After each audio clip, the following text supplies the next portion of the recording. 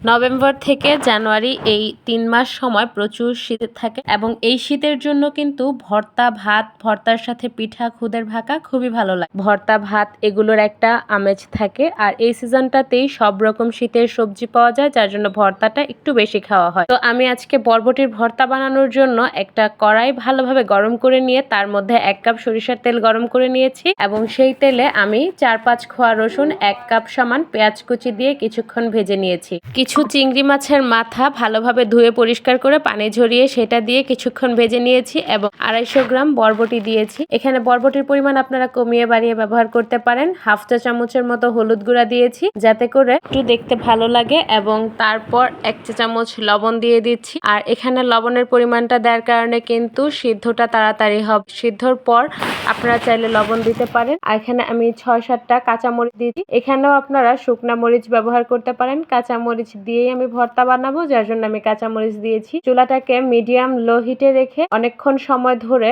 বরবটিকে নেড়েচেড়ে সিদ্ধ করে নিয়েছি। তারপর ঠান্ডা হয়ে গেলে বরবটির সাথে ৪-৫টা কাঁচা ধনিয়া পাতা দিয়ে ব্লেন্ডার করে নিয়েছি। এখানে আমি আরো কিছুটা লবণ ব্যবহার করেছি ব্যালেন্স করার জন্য। বরবটির ভর্তাটা আমার কাছে খুবই ভালো লেগেছে। আপনারা চাইলে পাটায় বেটে বানাতে পারেন, আমি ব্লেন্ডারে করে নিয়েছি। এই ভর্তাটা দিয়ে খুদের ভাত অথবা গরম ভাত দুইটাই খুব ভালো লাগবে।